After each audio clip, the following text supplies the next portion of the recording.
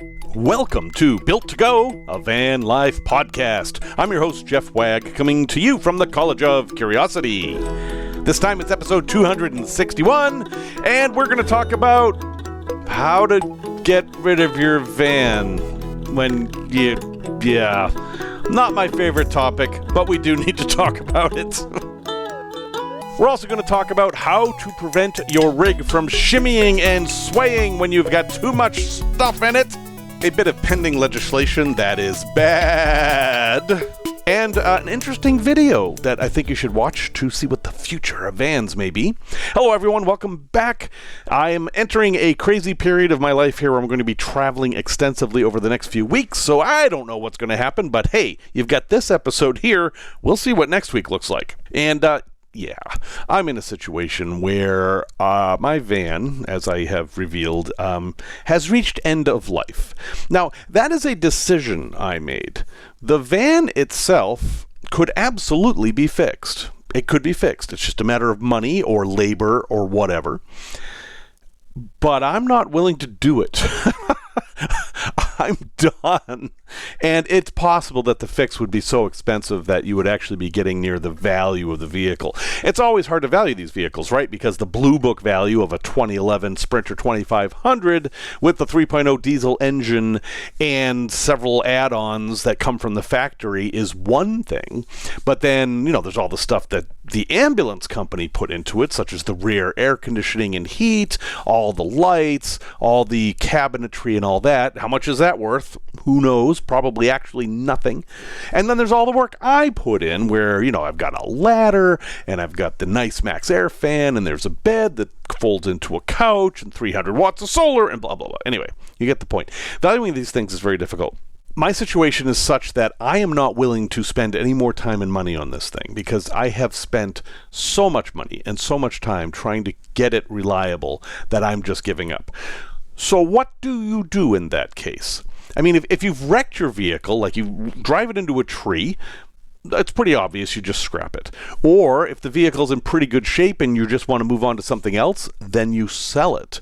But what if you have a vehicle that you just don't think anybody should ever drive ever again? That's where I am with this thing. And it's a little bit of an ethical quandary because what's my motivation here? Is my motivation to make as much as I can out of this? Well, yes and no, but I also feel that I have an ethical obligation not to pass this problem on to somebody else. And what I mean by that is, if I were to sell this van, even if I got it running again, I would have to sell it for pretty cheap. And the problem with that is that it's likely that the person who bought it would be somebody without a lot of money, because somebody with a lot of money is going to buy a more expensive van. And that's the trap with these old Sprinters, is that sure, you can find a Sprinter van in pretty good shape for about $10,000. Not hard to do. And you drive it, it feels great, everything is nice, it's a solid vehicle, there's 8 million tons of accessories for it. I mean, why not do that? And the answer is because it'll cost you an arm and a leg just to keep it running. Now, my van is particularly odd in that it was an ambulance, and I don't know what its history is, but it was in an accident at some point that was repaired poorly, as I learned, and there's things that are affecting it. Plus, I have the problem, and this is true for all vehicles, where in my current situation, the van needs to sit for extended periods of time, and that's bad. So when I do all this math, I'm like, I can't in good conscience pass this off to anybody unless it's somebody who's a mechanic and can fix it themselves and knows what they're getting into, and that would be a very low amount of money, or it's somebody who this is their dream vehicle somehow, and I know they have the resources to keep it running, which is exceedingly unlikely. So I have a van that has money in it. Now, if you've not heard that phrase, it's pretty common in the trades where there are things that aren't being used, but they have money in them. I heard it a lot when I was building a house in Virginia, where the workers would remove things and say, oh, there's money in that. Like there were these weird toilets in the house that hung on the wall. They were some kind of silent toilet from the 50s. And there was money in those, to which I said, you may have it, because I am not going through the effort of trying to find somebody who wants to buy a pink wall-hung toilet. Although those people exist. They're out there. And that's true for the van, too. Sprinter parts cost a lot of money. And there are a lot of parts in that van. Many of them are new. That van has a lot of money in the parts. The tires alone have 80% wear left, and they're fancy Nokian Outpost tires. I love the tires. They're on alloy rims. There's money there. All the taillights are worth something. Dash components are worth something. All the new parts under the engine are worth something. The air conditioning compressor still works. The alternator still works. It's got a fairly new radiator. It has a new turbo boost. Blah. It goes on and on and on and on. And you start adding up how much money all these individual parts are worth, and you're like, well, there's money here, you know? You should just part it out and sell it. And then I look at the fact that I don't have time for that, or do I want to do that? Parting out a vehicle is great if you are in a situation where you're home all the time and it's easy for you to just go out and take a part out and sell it to somebody on Amazon Marketplace or whatever. I am not in that situation, but I do recognize that there's value in this. So if this was a really old clunker of a vehicle that was all rotted out, like say it was like a 1988 Econoline that had the floorboards rotted out and the engine was barely hanging on, maybe it was spitting out spark plugs like some of them did, yeah, I could probably just drive that to the scrapyard and see if they'd give me $100 for it. But this isn't that. This vehicle, honestly, it kills me every time I look at it because it looks fine. I can get in the back and like everything works. I've got running water, I've got heat, I've got all the power in the world. There's a refrigerator. I mean, everything in there works, but I can't move it reliably. The easiest thing to do if you don't have the time to deal with these things and want to get something out of it is to donate it. Now, this requires that you itemize your taxes. If you don't know what I'm talking about with itemizing taxes, you're probably not in this situation. But folks who have a mortgage and have investments and things like that, or they work from home or whatever, can itemize their taxes where they can go through their list of things every year and separate what's for their business and what's for themselves and all this, and they will generally save some money on their taxes if they do this. A lot of people aren't in this situation because there's what's called a standard deduction. Obviously, I'm just talking about the U.S. here. And that standard deduction is more than you could itemize for.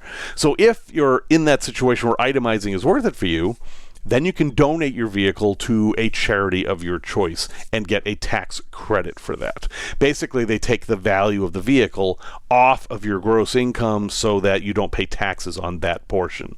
It's not like you're going to give them a vehicle worth $10,000 and get $10,000. That's not how it works, but it does lower your tax burden, which is worth something.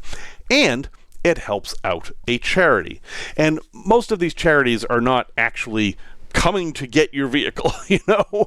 They don't come and take your vehicle and then sell it or anything like that. They use services, and then what happens is they take the vehicle and they triage the vehicle. They're like, scrap, scrap, scrap, and they'll simply sell it for its scrap value. Used market, if it's in really good shape, they'll wholesale it and sell it on the used market. And honestly, I don't know what they will do with this van. I think it's in good enough shape where there's absolutely no rust that I think they will probably wholesale it, and then somebody will buy it sight unseen and then figure out what to do with it. That happens fairly often. All these used engines you find, that's where they come from. Vehicles come in that they buy in auction, and then they look, and then they either part out the engine or they rebuild the engine or whatever. This van is perfect for that. If somebody could take the engine out and replace the intake manifold, and then if the pulleys were put on right, I don't know, they got to figure that out. And then put the belt back on and put the engine back, this thing would be good to go. Until something else happened, which, you know, every single time you spend a lot of money on this, you're like, that's it. I've done it. I've fixed it. Everything's great. Everything's running fine now. And then 2 weeks later, the check engine light comes on, and yeah, I am done with that experience. Now, if you decide you want to sell it yourself, that's a lot of work. It takes time. And as I've mentioned before, RV Trader has been very good to me in selling the vehicles and things that I've wanted to sell that were RV related. But things are changing rapidly. Honestly, Facebook Marketplace seems to be where everything's happening, and I don't like that. But that does seem to be where most transactions are happening. So you could list your vehicle there. You can list it on eBay Motors if you want. And there are still those Auto Trader papers, although I don't know if anybody reads them. So you have that option too. But it's work. And that is the bottom line of this. If you have a vehicle you don't want anymore, how much is your time and aggravation worth versus how much is the money you could get from it worth? You have a whole bunch of options. But I'm in a situation now where I'm getting a bit older. Time is starting to be precious to me, and aggravation is something I just don't have the patience for. And sure, I could probably make a few $1,000s more if I put effort into making the van run, or marketing it in just the right way, or even taking it apart and parting it out myself. I absolutely could. But the amount of time and aggravation, it's just not worth it for me. You get to make your own decision. I can tell you, if I were 25 years old and had a place to work on the thing, I would have a completely different idea of what to do. But where I am right now, that's what's going to happen. And I'll tell you what, eventually the Tiki Bago is going to go that way too. The Tiki Bago is a 73 Winnebago. Somebody saved it and fixed it all up. I mean, it had been a vehicle that was sitting around for years, and somebody fixed it all up, turned it into a tiki shack. It was glorious. And they traveled all up and down the northern coast of California and Oregon and did all kinds of wonderful things. And then it started getting too unreliable for them. So they traded it in at an RV dealer for the RV they wanted. And that's how I ended up with it. And I made that one epic journey across the country and got it to Illinois. And my intention was to keep it running. But that ended really quickly as the thing just said, no, I'm good here. This looks like a pasture. I'm staying here. And yeah, I mean, I could probably get the engine running again, but why? Why? It's not a safe vehicle. Even no matter what I did to it, I couldn't make it safe. There's no point in driving a vehicle like that around unless you're somebody who collects classic vehicles. It's now got more leaks in it and such that, yeah, eventually it's going to get hauled off to one of these charities, and they will probably scrap it just for the value of the metal in the engine and the frame. There's nothing else that's in value there. Now, all that said, when you consider all those options, if you are going to donate the vehicle, you might as well take out everything that you want. This is my thinking. I'm not donating a camper van when I finally do this, probably in the fall, because I want to take everything out of it that I can use. So I will be donating a cargo van. I don't know that I'm going to take out all the cabinets. I might. I have a garage. I could put the cabinets in the garage. That's something I could do. I will definitely be taking out the obvious components. I'll remove the solar panels because they're forever. I'll remove the solar controller. I will remove the refrigerator. The diesel heater, I will maybe remove. So why, it's a perfectly good diesel heater. Why not remove it? They're only $100. And the effort to remove a $100 thing, it kind of doesn't make sense. I mean, the gaskets have already been compressed, and it would only cost me $100 to get a new one. So how much effort would I be willing to put into that? You see, so you have to do the calculations there. So I don't know if I'm going to remove that. But I'm going to take out everything I can. And the stereo and the dashboard, maybe. The CB, certainly. I'm taking out the CB. The dash cam, absolutely. Very easy to remove, so that'll come out. And when you start adding all that stuff up, I'm like, okay, I am getting some value out of this. I mean, I'll have some stuff that I can reuse in the new truck camper or in other rigs or even just in my regular truck as well. So anyway, bunch of things to think about there as I'm thinking about them, but there are always options. You are never in a situation where you just have to live with an old vehicle that you are done with. And hey, thanks to everyone who has been so generous lately. If you'd like to support the show, go ahead and visit buymeacoffee.com/built2go, and you can give me a one-time or a recurring donation, and that keeps ads off the show. You guys have been brilliant. There will be no ads on the show for the rest of the year, at least. So thank you, everyone. Van Life News. We have exactly one news item to talk about this week, and it was brought to us by John, and it's a pretty big topic if you're in the U.S. or you like to camp in the U.S. And we're talking here about 120 million acres of land. That's a lot. That's a lot of land. And it's land that if you are a U.S. citizen, you own. You own 120 million acres of land. Did you know that? Yes, we all do.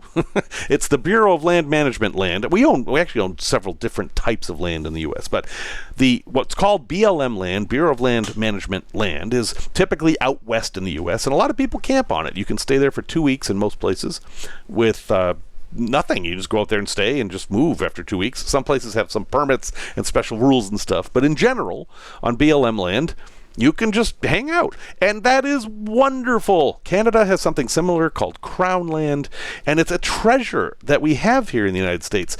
A lot of countries envy the land that we have in the U.S. I mean, people in England cannot fathom driving for 4 days and still being in the same country, and you can easily do that in the U.S. It's not even hard. Heck, you might still be in Texas.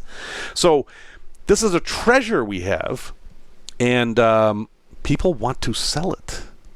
They want to sell it.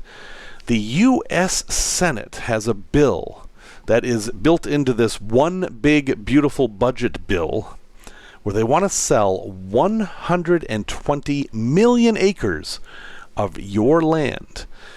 And it's spearheaded by Senator Mike Lee, a gentleman who recently laughed at the assassinations in Minnesota this week. I will not say any more about Mike Lee. But, yeah, they want to sell off this land, and not only is it just going to be offered for sale, the bill requires it to be sold. And they'll come back and say, oh, well, it's only a small percentage of our public land. It doesn't matter. This land is precious, and in my opinion, it should never be sold. You could say that I'm getting into politics here, but I feel like I'm really sticking in the topic of van life here, because van lifers, campers, anybody who uses this land, well, unless you're the person who happens to be able to pay for it, you're about to lose access to it if this happens. And you have to understand where this is coming from. Senator Lee and other senators like him come from states where much of the state is owned by federal land. Utah is 70% federal land. Nevada is something like, I forget the percentage, I'm not going to look it up, but you can. It's like 90% or something of that state is owned by the federal government, whereas if you go to like Massachusetts, none of it is, or very, very little amount. And some of the people who live in those states feel like, well, who's the federal government to own our land? And I think that's a lack of perspective. Their states were federalized differently than ones back east, and such things were necessary, and in my opinion still are. So if this is something you care about, this is an issue you may wish to contact your senators about and say, hey, don't be taking my land away, yo, because that ain't cool. There's a lot of terrible things going on right now, but as far as van life goes, this is a pretty bad one. And if this passes and they sell all this land, what does it mean? Well, it just means you're going to have fewer places to go. Maybe some of the nicer places, maybe not. Again, we do have a lot of land, but this is not a good trend. And they're using this to fund this budget that they've created, which is going to create a massive deficit in the U.S. on top of the one we already have, and they're trying to find ways to fund it, and they're thinking that if we sell off some public lands, that will fund it too. Well, let me give you a cautionary tale about that kind of thinking. In Chicago, we were having a budget crunch long before I got here, and the mayor thought, well, parking is worth some money, and he sold off the parking rights for the entire city to some organization in Saudi Arabia for $1 billion. A lot of money for a city, but he sold it for the rights for 99 years. They made that $1 billion back like almost instantly, and since then they now have control over these spaces. They've jacked up the prices, and they charge the city for parking whenever the city does work on the street and blocks those parking spaces. So now Chicago got a little bit of money to get over that hump or bump. Now we have this huge burden where we have to pay Saudi Arabia for our own parking. And the stats don't show exactly how much we pay because it's not taxes paying for that. It's people. It's me, you know. There are many, many places in Chicago right now where if you park on the street, it costs $10 an hour to park or more. And the organization has been doing things like adding more and more space to their parking area that used to be free. Anyway, it's a very bad situation, and it shows that when you sell off publicly owned things, you have to be very, very careful. And I don't think they're being careful here at all. So, I'm off my soapbox. But if you're a van lifer, I'll have a link in the show notes and you can take a look at this thing. But I would highly recommend you contact your senator and oppose it with loud voices. Tech Talk. Okay, Tech Talk, this is a good one. I've been wanting to talk about this for a while. I've done a bunch of research on this. So I've been talking about overloaded vehicles a lot lately because, well, I knew the situation I was going to get myself into. Side note on that. Oh, I don't know why any of you guys listen to me. No, seriously, I wish to bring my mistakes to the fore so that they may educate and inform. So you remember that I mentioned that I had looked up how much weight my truck could hold without actually looking at the placard on the side of the truck, which was much lower because my truck's weird. Yeah, I did the same thing with the camper too. My Travel Light Camper 690W is also weird. It's like a custom one or something. I don't know. I don't have any records on it. But it has a data plate on it, and the data weight shows that it actually weighs less than the average one. Thankfully, it weighs about 183 pounds less, and I think that's because it doesn't have air conditioning, which I didn't want it to have air conditioning. That's my guess. So that's good. That's 183 pounds less overloaded I will be. So yay me. But I made the same mistake twice. It just happened to work out this time. Anyway, if you have an overloaded vehicle, again, you can never change the GVWR. However, you can do things to mitigate the bad effects of it being overloaded. And I want to focus specifically on the rear of the truck or the van. This happens in vans too. In the rear of the van, you have springs and shock absorbers or some combination thereof. Most vehicles you have what are called leaf springs, that they look like leaves of metal that are interfolded and then attached, and they will keep the axles from going up in a shock absorbing way. And then you have shock absorbers that actually do the opposite. They push down on the leaf spring so that when the wheels hit a bump, they are kept in suspension between these two sets of springs, giving you the smoothest ride possible. That's basically how it works. But they also have to support all the weight. Some vehicles have coil springs, which is just what it sounds like. Instead of a leaf spring, it'll have a coil under it, and that can give a better ride if the thing's empty. My Ram truck has this. But if the thing's full, it doesn't hold the weight as well, and it tends to squat down, and I have that problem. So what do you do to fix this? Well, there are three basic things you can do, each costing different amounts of money and having better pros and cons. So first thing, and I'm going to do this, is to replace the bump stops. So somewhere on your axle back there is a piece of rubberized plastic or something like that looks like a dog toy. It looks like a Kong dog toy sitting back there. And it's just attached to the axle, but it doesn't touch anything unless you have a lot of weight or go over a big bump. It's what prevents the two pieces of metal from hitting each other and going clang. It's just a rubber thing. It'll still make a loud noise. If you hit a big pothole and you hear bang, that's this rubber thing hitting the bottom of your vehicle. However, if you replace those with something else, it can actually help support the weight. And the two main brand names in this are Sumo Springs and Timbrins. I happen to get Timbrins. What these are Super Duty dog toys that you put in there. They're Super Duty Kongs, and they will actually hold some of the weight. So as the vehicle sags a bit as you put more weight back there, this will actually make contact with the axle and the body, or the frame, depending, and that will help support some of the weight, and it will prevent your vehicle from sagging so much. So that's a great thing. And the nice thing is that they're very inexpensive. They range anywhere from like $50 to a few $100. The cheaper ones are knockoffs, and I imagine that material is not going to last very long. So I would recommend spending more than $100 if you do this. But the installation is very, very easy. All you have to do is literally rip out the old ones with a big pair of channel locks, or if they're bolted in, some of them are, you just unbolt them. It's pretty simple stuff. And then you put the new ones in.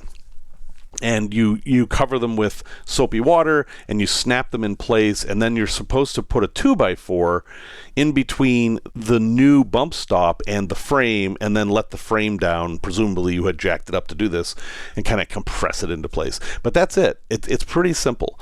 I have not installed mine yet because I haven't had time, but I am definitely going to do that. That's an easy one. The next step, though, if that isn't sufficient, or that impact your ride in a way you don't like. Because if you have a built-out van, you're always loaded. It could be that this is providing too harsh of a ride for you, so that might not be the best solution. The next thing is airbags. I've had vehicles with airbags. They're pretty darn cool, and I think they are superior to this bump stop thing in their performance. However, they're more expensive, they are more complicated, and they can fail. You can have an airbag pop, which is you can't really do with these other things, and then what do?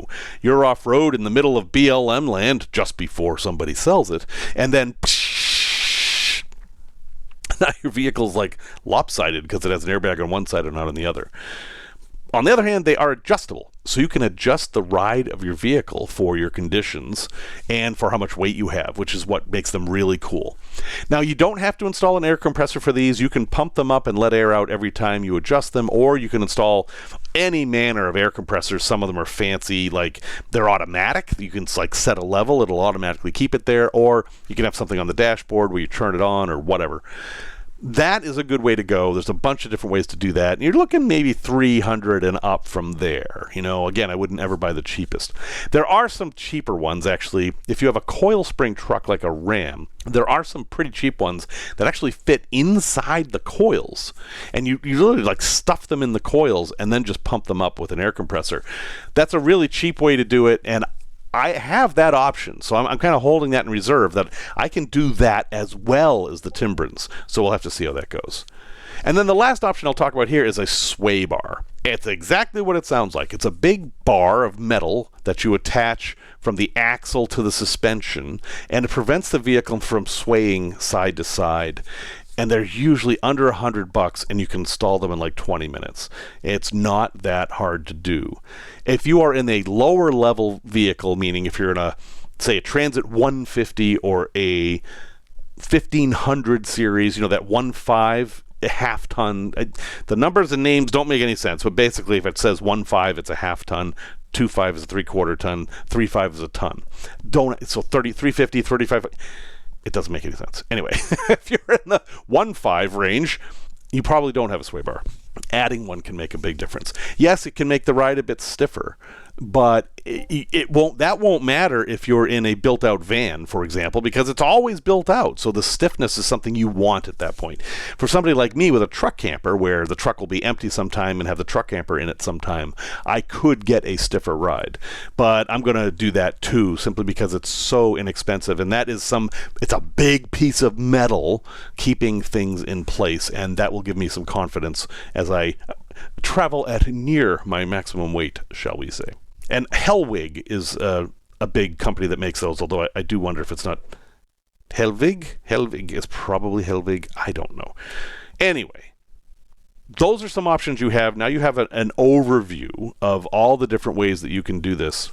And if it's something you want to learn more about, well, heck, just type in your specific vehicle into YouTube and then type in sway bar airbag or sumo springs or something like that, and you will see somebody installing it and telling you what to do. It is a good thing to do if you're in this situation, but remember, overloaded vehicles are inherently unsafe. Product review.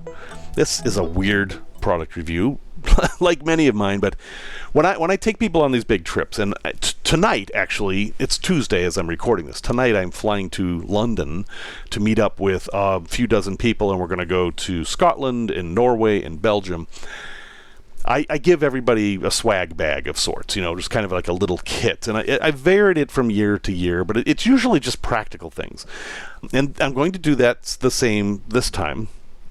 And if you're coming on the trip, close your ears. Now, you can do whatever you want. But one of the things I'm giving the people this time is it's a magnet. Now, I almost always give folks magnets when there's a cruise ship involved because cruise ship walls are usually metal and there's often storage issues, especially if you have a roommate. And one of the things that's missing is that there are very few hooks usually on cruise ships. So I always give them a magnet or a magnetic hook. And I've done this for a while. And this year I bought a different kind of magnetic hook and I didn't think anything of it. But I just tried them out on that cruise I was on last week. And they're great. And it's not that they're great performance-wise. It's a simple design thing that makes them so great. So if you're the kind of person who has a van that still has metal walls or a metal ceiling, you want to check these out. These are swivel magnets. So imagine a flat magnet with a hook on it. You're used to those. You've seen those. These are like that, except the hook swivels. That little tiny thing makes a huge difference. It changes the leverage of the weight pulling on the magnet such that the magnet becomes much stronger. In fact, the ones that I will have linked in the show notes can hold 100 pounds, but that's 100 pounds if you hang them from the ceiling. They actually hold less weight if you put them on the wall. But again, what the swivel does is it changes the leverage such that the hook is pulling from the center of the magnet as close as possible to the wall or the ceiling. Whereas traditional magnetic hooks, you end up with the weight. There's probably a proper term for this, but the point of leverage, or whatever it's called, the fulcrum, is farther out from the magnet, giving the weight of the object you're hanging more leverage, and it will just pull the magnet off quicker. Such a little thing, but it makes a big difference, and everybody in the world is making these things. There's 100 different brands out there. The one I'm linking to is one of the better, stronger ones in my opinion. But if you have a van that has exposed metal, even on the outside, and you occasionally want a hook but don't want to drill holes, check these out. They're about $1.33 a piece. They're not super expensive. They're the kind of thing you buy 10 of them, you just throw them on the wall and leave them there, and then suddenly a week later you want to buy more because you found uses for all 10. Nice little simple really cool thing. Tales from the road. So this is what does this have to do with van life? What this has to do with van life is that if I had a van and a whole lot of time and didn't have to make any money, I could do what I just did for a very long time. What I did was I decided to come out of my bubble a little bit, and I went to a rock concert. It doesn't sound like a big deal, but it's not something I've done for a very, very long time, and I thought that I would never do it again. And then, well, I'm a kid of the 80s, right? The bands that you liked in high school are the bands that stick with you forever. So for some of the younger folks, these bands may sound ridiculous, and for some of the older folks, these bands might sound ridiculous, and for some of the folks my age, though, all right, they might still sound ridiculous, but it doesn't matter. This story here isn't about the band or the music. It's about the experience. But anyway, Des Plaines, Illinois is not too far from Chicago. A lot of people who live there would say they're from Chicago. It's really Chicagoland. The oldest McDonald's in the country is out there and stuff. It's a cute little town. I don't mind it. And here's a weird little fact about Des Plaines. There's less gravity there. No, seriously, you weigh less in Des Plaines than you do in Chicago. You can look up why if you want to. I wrote an article about it for Atlas Obscura. I don't know if it's still there. It might be. Anyway, it's nothing to do with gravity.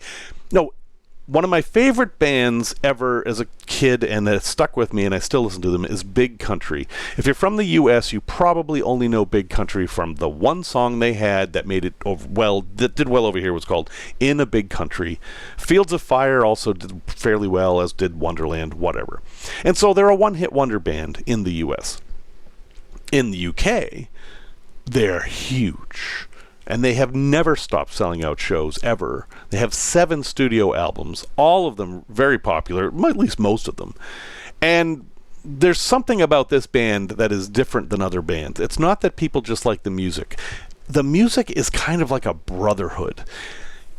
It's hard to explain, but if you run into another big country fan, you automatically know that you have something in common with them. It's intangible, but it's powerful. And for most of my time being a big country fan, I didn't know any other big country fans. I knew like 2 or 3, and people were like, who's that? And then they'd say, oh, they had that annoying song with the guitars that sounded like bagpipes. And okay, I get all that. But for me, Big Country was a band that I strongly identified with, and it was, it's kind of like my band. And the fact that they were coming so close meant I really had to go. And so I did. Now, they're doing one of these many one-hit wonders montage shows that are all over the country right now, where a whole bunch of bands that were never A-list bands, but had a few hits that you probably heard on the radio, would band together and hopefully get enough people that would come see the shows and make it worth it. So for this show, those bands were Bow Wow Wow, who had the big hit I Want Candy back in the 80s. Gene Loves Jezebel, who had a hit called Desire and another one called Motion of Love. Tommy Two-Tone, who did 8675309, that phone number that everybody of my age knows and has memorized forever. And then Big Country was the headliner. Okay. Now, I didn't expect much. Everybody's old. I'm old. These guys are older. It's not like they were 14 when I was 14. They were in their 20s, so they're 10 years older than me. And when you do some research, you realize that what is this band you're seeing, right? So Bow Wow Wow, it turns out, is 2 different bands. There's the one that I saw that was just the bass player from the original band and had all other new personnel. And then there's the other one that has the lead singer who's most associated with the band, but she is now on her own with other people. And what's weird is now she's older, whereas her replacement in the band I saw is much closer to the age she was when they were famous. So that's an interesting dynamic. Gene Loves Jezebel was basically 2 brothers, and each brother has their own version of the band that's traveling. Tommy Two-Tone was actually 2 guys, but mostly this one guy named Tommy, and he's the only member of the original band, and that's fine. He's the singer-songwriter. I don't think anyone's going to say, you didn't really see Tommy Two-Tone. Yeah, I saw Tommy Two-Tone, who, by the way, is 78 and does an amazing job. And Big Country, only the guitar player is left from the band. Just recently, the drummer left, the bass player had left earlier, and the lead singer and major songwriter tragically killed himself in Hawaii in 2001. So that's been a long time. But it didn't matter. In fact, I had such an amazing experience that I went to the show the next night in St. Charles, Illinois. I stalked the band. I followed them because it was such a profound experience. And I don't even know if I can express this, but I learned that seeing a band is more than just seeing the band members. It's about the art form of performance and the music. And some bands can do this better than others. As it happened, all 4 of the acts I saw did a really, really good job.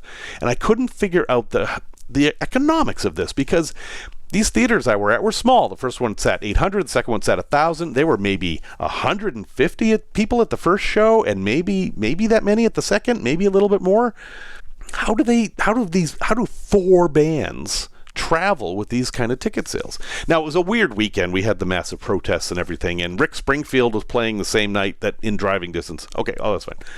Well, it turns out that the way they do this is that they share band members.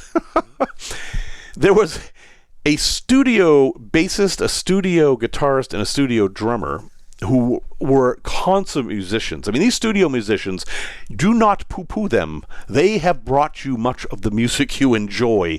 They are the heart of a lot of these bands. They don't write the music. They don't produce the music, but they make it happen. And these guys were pros.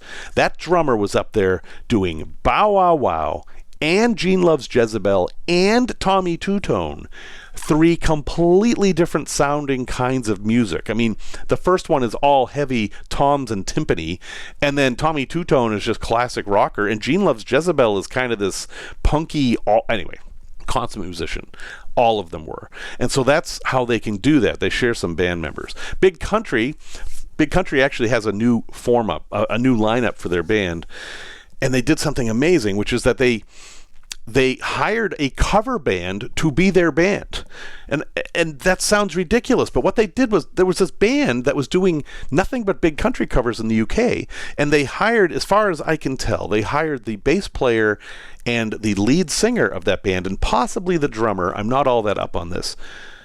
But they recreated the band, and the lead singer is so close to the original that I now really do believe in my heart that I have seen Big Country perform live twice. They sounded amazing. The show was amazing. At one point, they stopped the show and told everyone to come down front. Again, there's 1 seat filled for every 10. They had us empty the balcony. Everyone kind of rushed the stage. All these geezers. I mean, everybody's there my age or older for the most part. And it was magic. It was magic.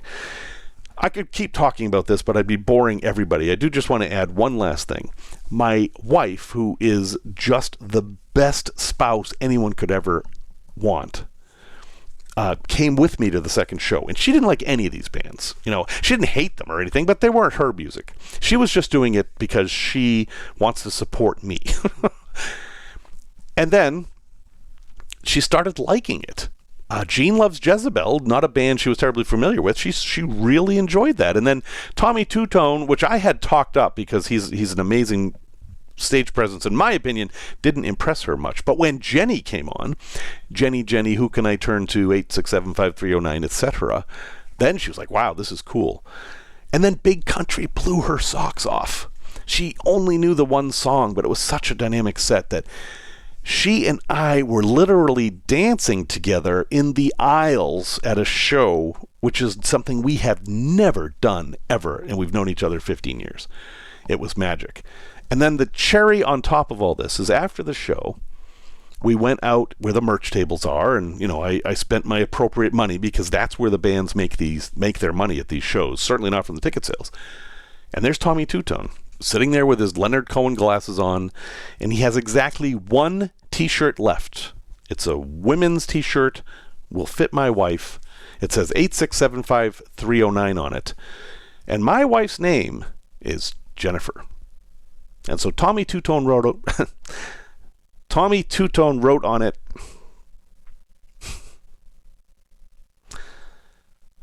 to Jenny from Tommy Two-Tone.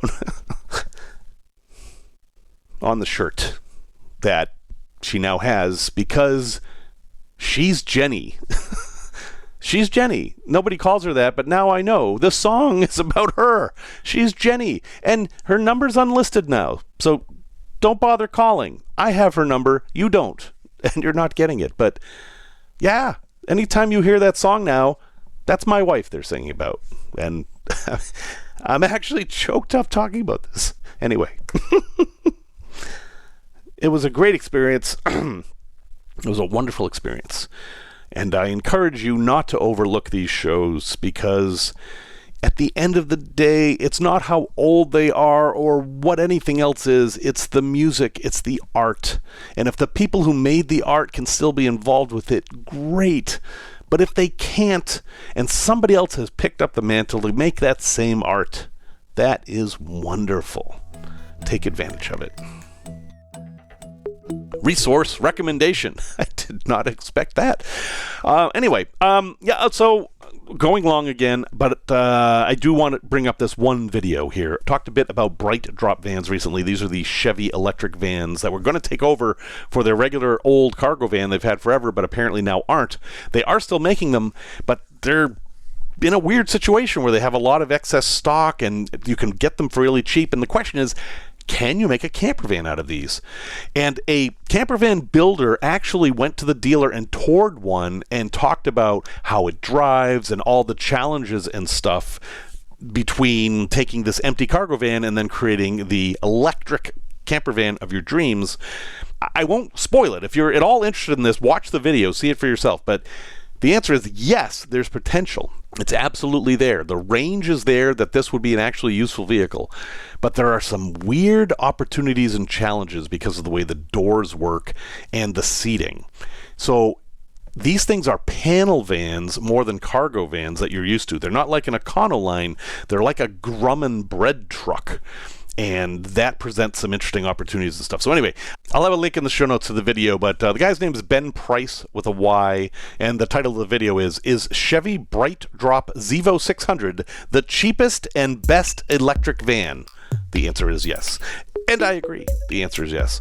But if you're curious about this, check it out. Well, folks, thank you very much for listening to episode 262. I forgot the number. Music, as always, is by Simon Wegg. And if you need to get a hold of me for any reason, I am Jeff at builttogo.com. That's 2 T's, not 3, not 1. And until next time, remember the words of Francis Bacon, who said, "A painting lives on through the eyes of those who look at it."